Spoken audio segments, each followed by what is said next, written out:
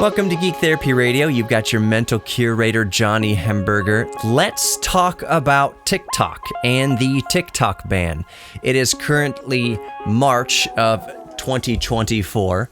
Normally, I like to try to keep these episodes somewhat evergreen, but anyways, let's jump right into it. So, the TikTok ban. Lawmakers in a thus far Senate-supported bipartisan issue, lawmakers are saying, get that filthy word ban out of your mouth. This isn't a ban on TikTok. We're not trying to, they're saying, we're not trying to ban TikTok. We're not trying to take away TikTok. We're just giving them the choice. We are giving TikTok the choice to sell to another company or sell to other companies so that it is not owned by a company called ByteDance, which is a Chinese company and therefore falls under the umbrella of the Chinese Communist government. But that's the guise, at least. That's that the lawmakers are projecting to us. That's the guise. We're not trying to ban this. We just want TikTok to sell to other companies. You know, other companies is preferably American. So, why is this important? Why has this gotten traction? What is the argument here that lawmakers are coming up with, which is why they would ban TikTok and not Facebook or any other social media platform? Well, it's what I mentioned before. Since the parent company that owns TikTok, it's called ByteDance, ByteDance. ByteDance is owned by a Chinese company, therefore under the communist umbrella of the Chinese government. They're saying that it's risky for Americans, that it compromises our national security, that a Chinese company have access to American users' data, that it can be used in nefarious ways or sold to Iran or done this or that, whatever, that it is controlled by a, quote, in their terms, a foreign adversary.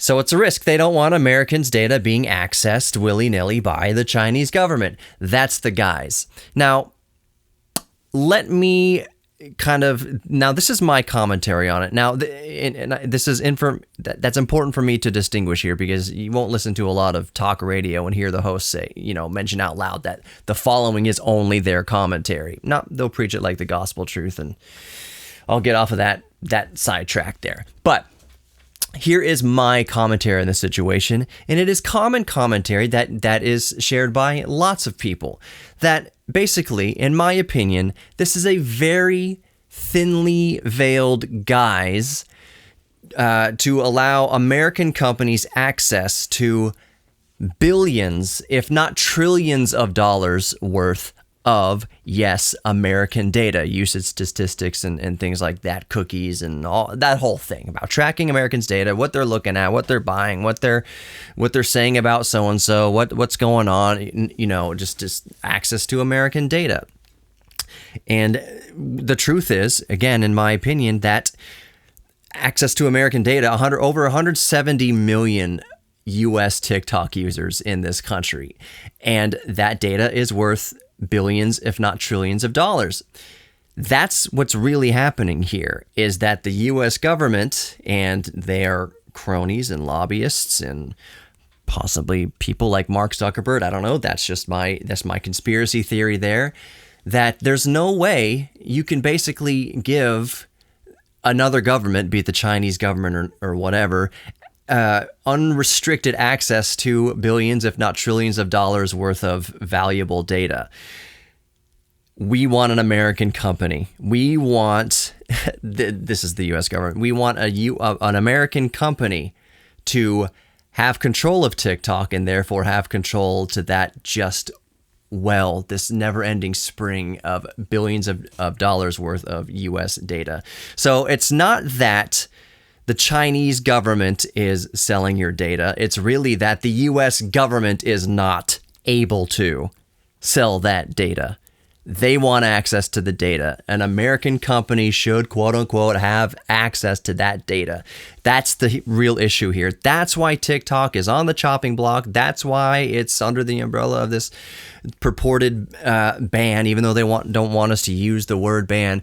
It's sell to an American company, or else we won't list your app, TikTok, on American App stores, the Google Play Store, the Apple App Store. That's all it is. It's a money play. Like anything else, it's a money play. And it should be kind of alarming that, at least in the Senate so far, that it's such a bipartisan issue. Our politics in this country, in the United States, are more divided than ever. And then lickety split. They're all agreed, other than 62 of them about 60 of them in the House of, in the Senate. Not the House of Senate, just in the Senate. They bipartisan agreed on this bill to pass it on to Congress and have it voted on from there. That's kind of alarming. We can't agree on anything but TikTok all of a sudden. Bipartisan support for this. Yes, that's much, and they need to sell to another company. There's no way that the Chinese that the information, that user data should be streaming to somebody else without going through our hands first, without us profiting on it first. That's the real play here. Mark Zuckerberg, Facebook, Meta, a lot of y'all are on Meta, they sell your data to other companies. It doesn't have to just be American companies. You sell your data to companies around the world. What's the difference? Oh, one is the Chinese government. That's the scare tactic. That's the play. They're hoping that it catches on as a national security issue, but it's not an issue. It's a money issue. Only American companies should have access to those billions and trillions of dollars worth of user data. AI, the amount of material you can feed into American AI companies with user data from TikTok alone is worth billions, if not trillions of dollars. That is the reason behind this bill. It is not some national security issue. It's just that the U.S. government wants to make sure that only U.S. companies can sell your data to other people. That's what's already happening with Facebook and all the other Meta-based American companies. They're already selling your data to the Chinese. They can't just allow the Chinese to have unrestricted access to that data without paying the U.S. government first. That's what this is all about. That's the only thing that this is all about. So it's not some virtuous national security issue or it's the Chinese government and everything like that. And they're just propagating propaganda and all sorts of things. Not for one thing, there's TikTok, whatever. I won't get into it. It's not that. It's simply about the money. It's simply about TikTok sitting on billions, if not trillions of dollars worth of user data that the American company should have access to selling. It has to go through us, we the middleman first. More Geek Therapy Radio, don't go anywhere. Welcome back to Geek Therapy Radio. You've got your mental curator, Johnny Hemberger. In segment 1, the previous segment, I was talking about the actual truth, in my opinion, and many, many other people's opinions, about TikTok, the TikTok ban, the proposed legislation that's now going to move on to Congress eventually and be voted on. It moved out of the Senate, full bipartisan support. About 60 senators did not agree. They voted nay, but the vast majority of senators, bipartisan, voted to move this proposed TikTok ban, quote unquote, to Congress to be voted on further and made a law.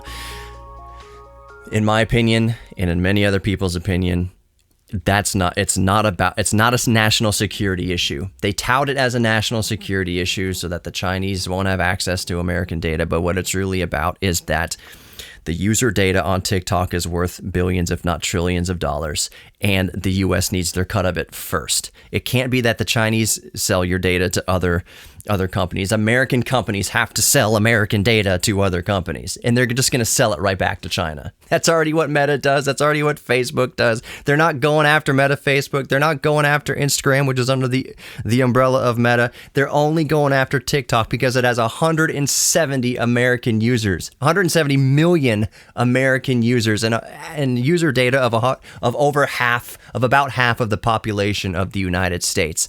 That's billions and trillions of dollars worth of data that they can feed into American AI companies to track your usage, to see what they can sell you, to see how much quicker they can suggest to you things on Jeff Bezos, part of Amazon and everything. It's just that TikTok has user data for 170 million Americans, and nobody is paying the American government or an American company for that user data yet. This is all the proposed TikTok ban is. It's not about, somebody please think about the children. It's not about that. It's about the money grab. if American data is going to be sold, American companies need to be the ones selling that American data. So the ban on TikTok, the proposed ban of TikTok, is not really a ban. They don't want you to say that. The lawmakers don't want you to use that quote unquote filthy word. It's not a ban. We're just saying that TikTok has to sell to an American company or another company that's not owned by the communist Chinese government or another quote unquote foreign adversary. That's not what it is. It's a money grab. Billions and trillions of dollars worth of American user data up for grabs. And they don't want it funneling just to the Chinese. They need to tap into that first to feed their AI algorithms and everything like that. 170 million American users on TikTok. That's what it's about. That's all it's about. It's nothing virtuous. It's not about American safety. It's about money, honey, as it always is. Let's move on to another topic. I've been very hot under the collar about the TikTok thing because I don't have a huge TikTok following. I mean, on my personal account, it is my personal account, Geek Therapy Radio. I do have a TikTok. I have 100 or so followers. I don't even know. I don't put a whole lot of effort into TikTok, and maybe I should. So I don't have any sort of like vested interest in the success of TikTok, necessarily. But it's just, when they say it's not a ban, it's basically just sell it to another company or else we will ban it. That's like, and it has such bipartisan support. There's lobbyists on all sides and benefactors to these lawmakers on all sides that are going to profit richly off of the treasure trove of billions and trillions of dollars worth of TikTok's American user data. Next subject for real, though. As you can see, not that you would know necessarily, but I'm holding my Samsung Galaxy S24 Ultra right here. My Z Fold 4, I mailed that off to Samsung to get an estimate on fixing its issues. I've talked about, on the past episode or two of Geek Therapy Radio that my Z Fold 4 had developed this malfunction where the S Pen could only be detected sometimes under the middle part of the right side of the screen, and as soon as you go past that to the left side of the screen, the cursor will disappear, that the cursor for the S Pen will only appear under the middle of the right side of the screen, and that the screen rotation wouldn't work anymore. You turn on the phone, screen rotation would work for a minute, not even for a minute, a couple of rotates, and then it would stop working.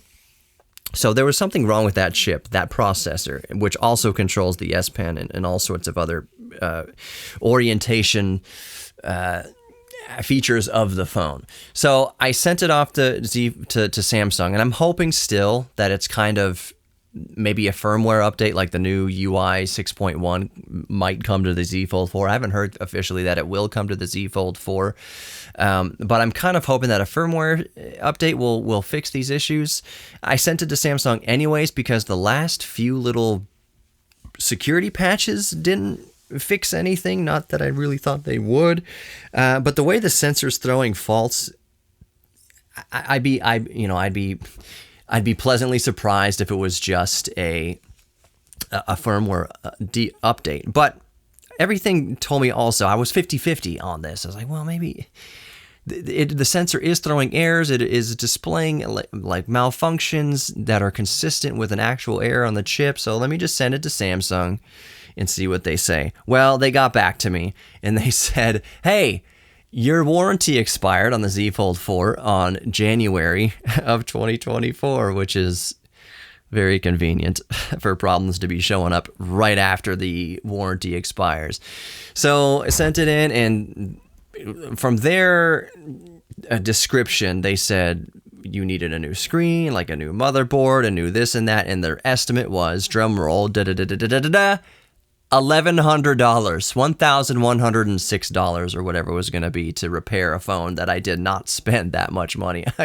The repair, I didn't spend $1,100 on the Z Fold 4. I think I spent just under that, like around $1,000 for it.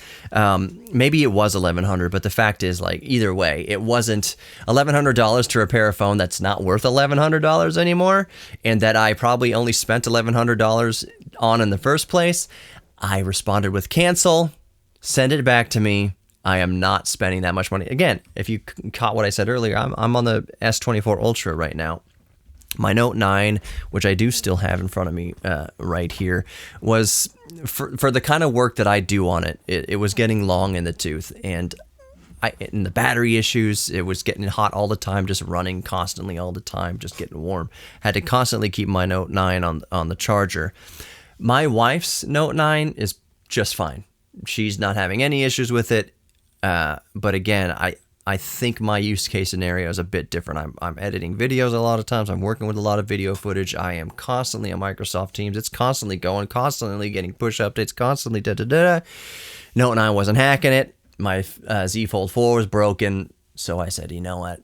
I'm just going to upgrade a year earlier, 6 months earlier than I typically even consider phone upgrading. I upgraded to the S24 Ultra. I do a lot of video work, record a lot of video. I wanted to have the best kind of mainstream camera available right now on my phone, and it is wonderful. I'm not.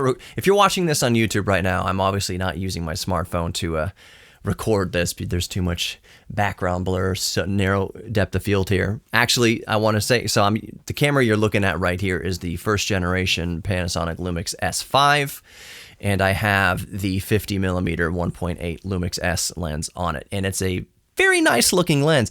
And I'm just using natural lighting. I'm upstairs in the new Geek Therapy Radio studio, since I'm expecting baby boy number 2 this spring. I have given up that room to be my oldest son's new room.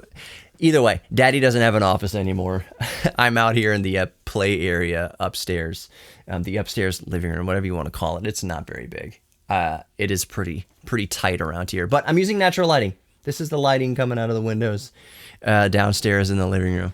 So anyways, Lumix S5, that's the camera I'm using with the 1.8 50 millimeter Lumix S lens on it. And this is kind of the first video that I'm uploading using this lens, and I'm only recording 1080p right now. So it still should look pretty good.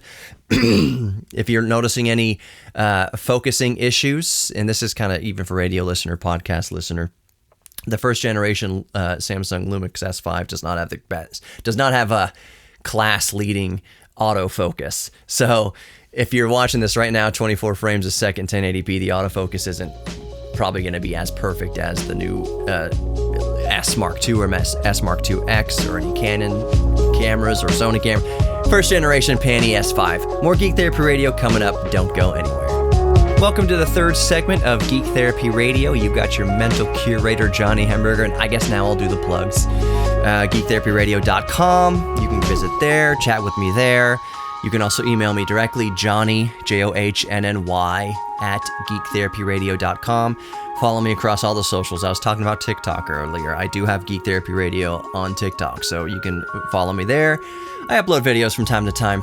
I should do more work on my Geek Therapy Radio TikTok account.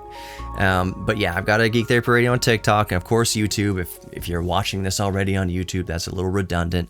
But for those of you driving around listening on the radio or listening to the podcast, Geek Therapy Radio podcast on YouTube, and of course Instagram and X and Facebook. It's all Geek Therapy Radio. If you're just listening to this broadcast on the AM radio or on the radio right now, you can download the podcast. Of course, the iHeartRadio app, Pocket Casts, the Apple Podcast app, Spotify, all the good stuff. Just search for Geek Therapy Radio podcast, and that's me.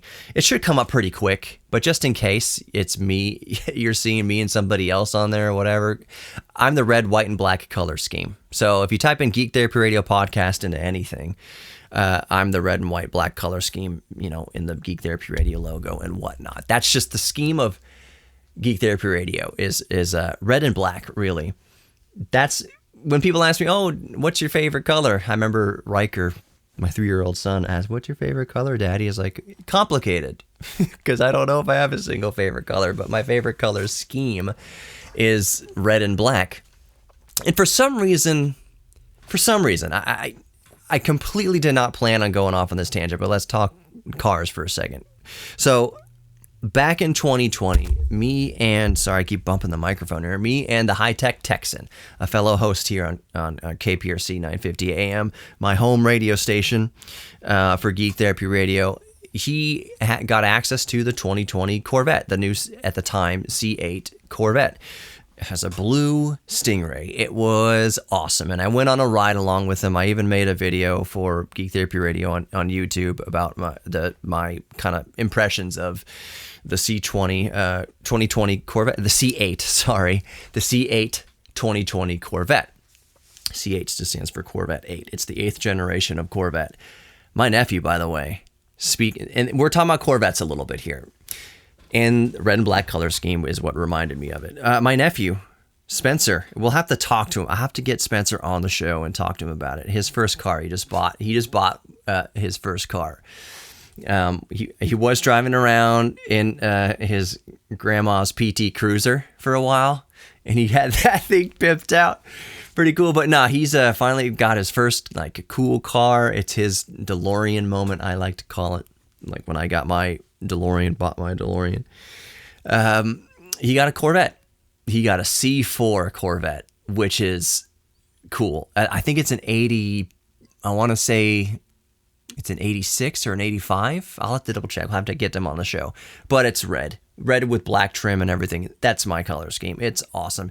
He's going to fix it up a little bit. That's the rule, is that he's not allowed to drive it until he's, I think, 18 years old, which that's probably okay. You know, there's a reason why kids' first cars aren't sports cars. They aren't typically sports cars. You need to get comfortable with just the safe operation of a vehicle, period, first, in respect for engine power and fuel wheels slipping. If you can drive a PT Cruiser pretty safely, you know, if you've spun the wheels in a PT Cruiser, you're gonna spin the wheels in an old Corvette. That's just what's gonna happen. So it's good to have a few years of PT Cruiser under the belt before you step up to basically any generation of a Corvette, especially older generations of Corvette that don't have the anti-lock brakes. I'm not saying the C4 doesn't have anti-lock brakes. Does it? I don't know off the top of my head here, but the DeLorean doesn't have anti-lock brakes, although it's not a powerful car. I remember a story my friend told me at the time. I'm going to throw him under the bus here a little bit, Corbin. He told me back when we were in high school, he used to go through cars, like trade through cars. He would have a new car every 2 weeks, it seemed like. He just keep trading around, trading up, trading down, for other cars. And at this particular moment in time, he had, what was it? It was like a 70-something Camaro, Chevy Camaro that was completely geared for drag racing. Had, like, I swear it had slicks on the back. It had the roll bars underneath. It had the cage built into the chassis. I think the passenger seat didn't exist. And so he has that. He's traded his way. I think previously he had a Nissan 240 SX, which he should have kept. I told him at the time in the late 90s, like, dude, keep this Nissan. This is going to be worth something one day. It's already an excellent car. It's a 5-speed manual Nissan 240 SX. It was just awesome. I was like, Corbin, stay with this one. Keep this one for a long time. He didn't. So after that Nissan 240, he got that 1970 whatever Camaro that was geared for drag racing, had the cage built in on the inside, was it said red primer paint, orange. It was dingy and whatever, had some patina. And he pulled it up to the house, and I was like, oh, sweet, man. It was really stupidly loud. I was like, yeah, can I take it around the block? Like, I was 18 years old, 17, 18 years old at the time. Maybe we were a little younger, 16. My dad had taught me manual transmission. I had a year or two under the belt of driving manual transmission and everything like that. It's like, yeah, let me drive this old Camaro. Corbin, he puts his arm over the wheel like he's a I'll just say badass, and he's like, you couldn't handle the torque, bro. And I laughed. I'm gonna say ass again. I laughed my ass off because you couldn't handle the torque, bro. I was like, okay, dude, all right, whatever. Love you, man. Have fun. He drove away. Next day, he wrapped it around a tree. He's fine. He's okay. He did not get seriously injured in that accident, if I recall. I think he hurt his leg. But he wrapped it around the tree like less than a mile from our house, from my house at least. And he called me the next day, or I saw him the next day or whatever. I was like, glad you're okay, but couldn't handle the torque, bro, could you? So I don't know. So back to the black and red color scheme being my scheme, and why it reminded me of Corvettes. And I was riding around in the year 2020 with Michael Garfield, Hyde to Texan, and a blue Stingray Corvette, C8 Corvette. I said back then, in 2020, I was like, if I had this kind of money to spend, and the Corvette was really going to be $63,000 for the base model, if that was ever going to be true, then I would, and I could afford it, then I want a Corvette. It would be the first Corvette I want. Mid-engine, looks fantastic. It still looks fantastic. But here's a weird thing that I've kind of noticed now.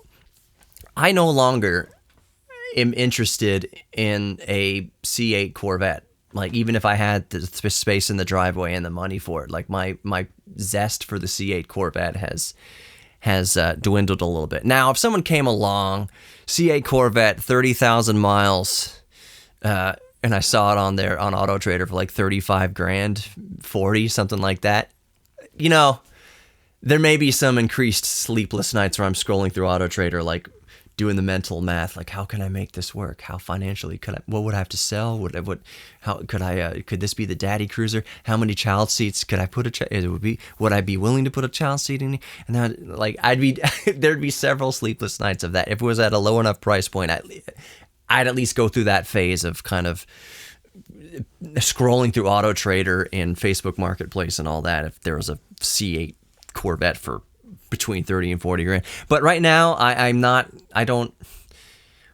my zeal, my interest in the C8 Corvette has come and gone, because there's just too many of them now. I see them all over the place. It's no longer kind of a unique thing, a cool thing to see a C8 Corvette, because I don't know wherever you're listening to this in the world. I live in Missouri City, outskirts of Houston, Texas, and just driving around Houston, driving around the Galleria, driving around Montrose, driving around Kingwood, driving around Humboldt, driving around Sugar Land, everywhere.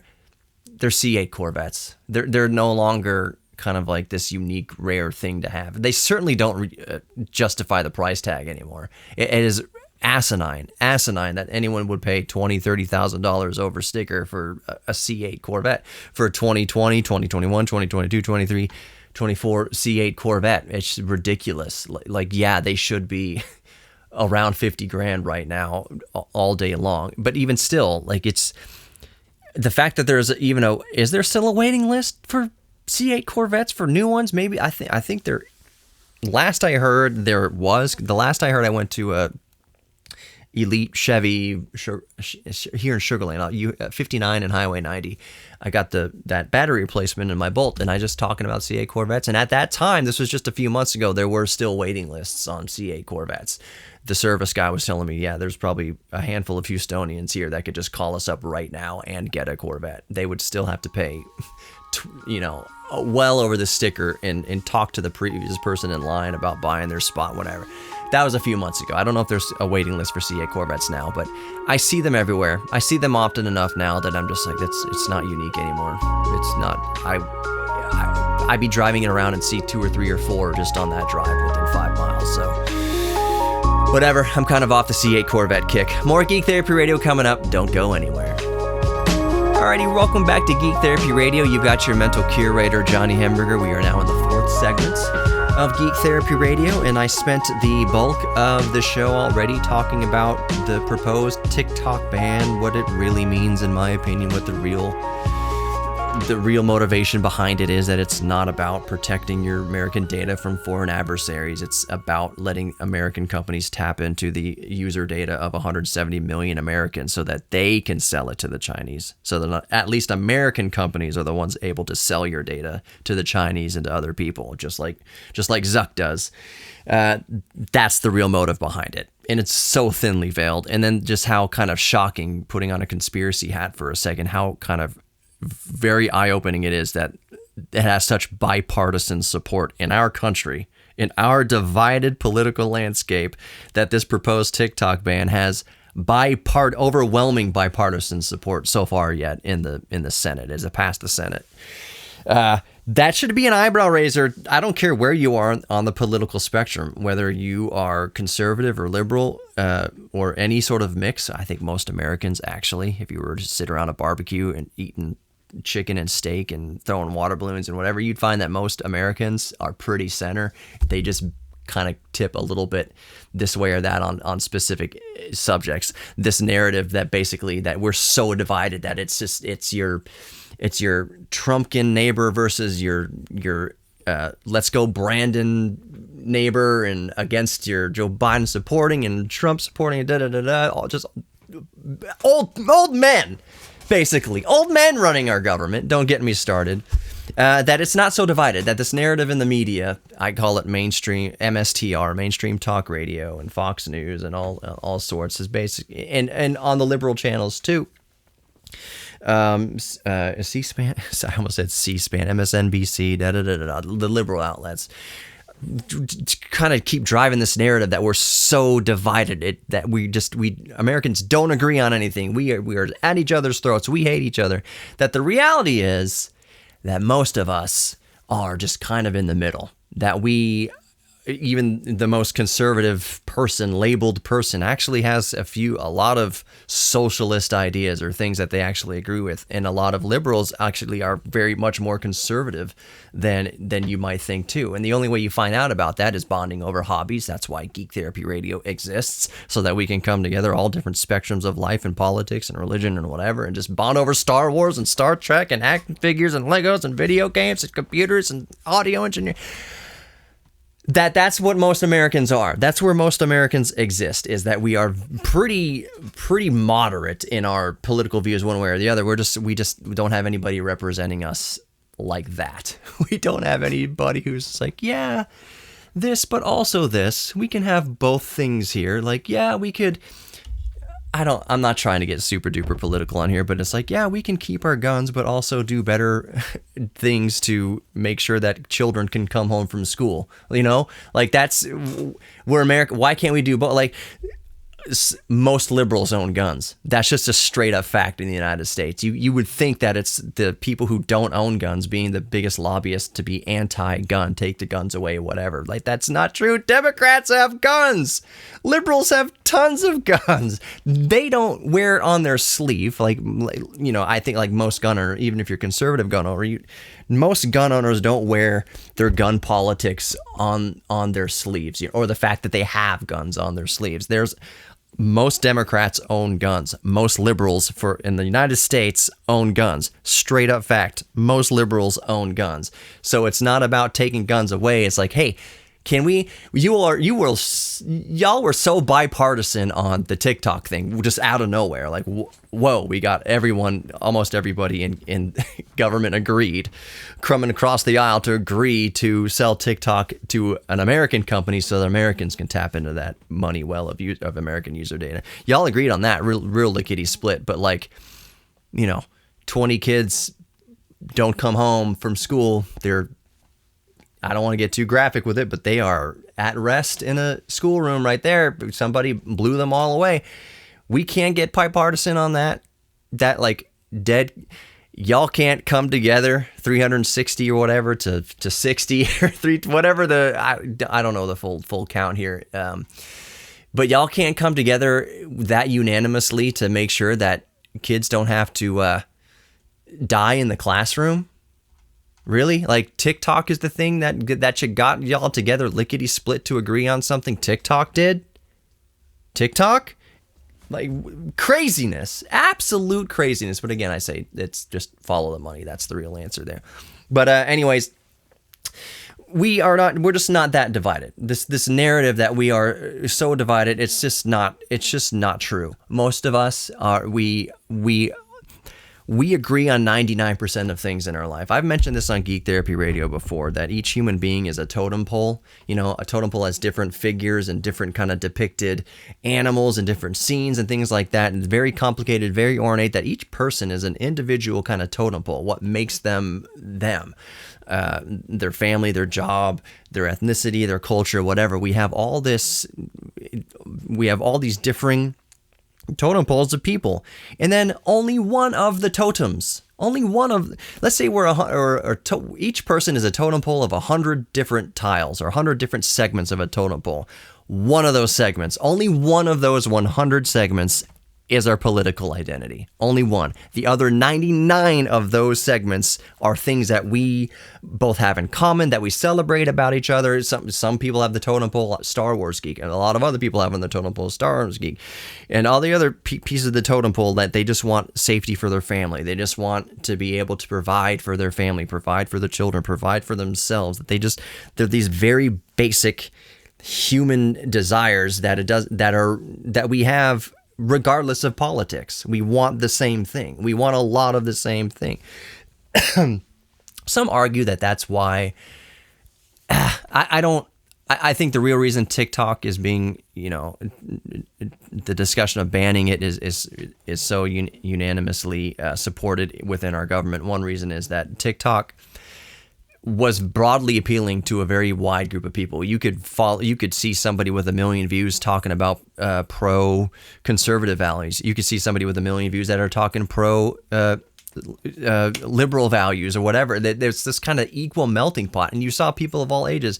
There are elderly people that are very popular on TikTok. Younger people are popular on TikTok. It's the Taylor Swift of social media. It appeals to just every generation, and every generation is on TikTok, and every walk of life is on TikTok. Every ethnicity, every race, every religion, every sexual identity, whatever, or contrary to those things are also on TikTok. Like it's truly a platform where it doesn't seem to be squashing anybody over somebody else. It's basically if you meet the algorithm right as far as having a hook and having the watch time. Do y'all want me to tell you in a separate episode kind of how the algorithm works? And it's not just the TikTok algorithm. It's Instagram Reels algorithm, and it's YouTube Shorts algorithm.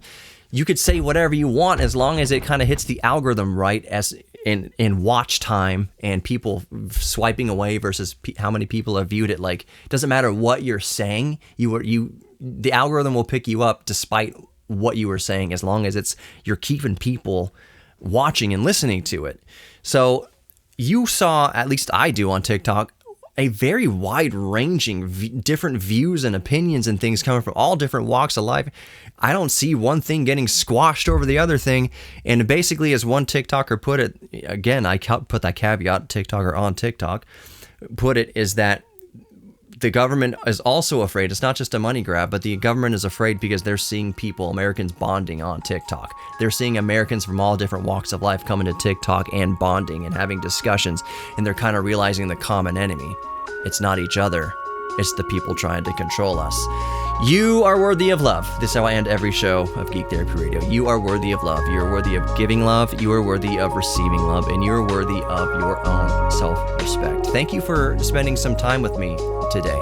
I know it's kind of a tricky thing to make content, this kind of stream of consciousness content work for several different platforms. That it has to work as a radio broadcast, it has to work as a digital podcast, and sometimes it has to work on YouTube. So that's why you see the segments, that's why you see kind of repeating themes. But anyways, you're worthy of love. If you don't hear anything else I say, you are worthy of love. You're worthy of your own self-respect. You're worthy of giving love, receiving love, all that. Lean into your geek thing. Embrace your geek thing. Geeks are sexy. Geeks are a good thing now. I'll talk to y'all later. Take care.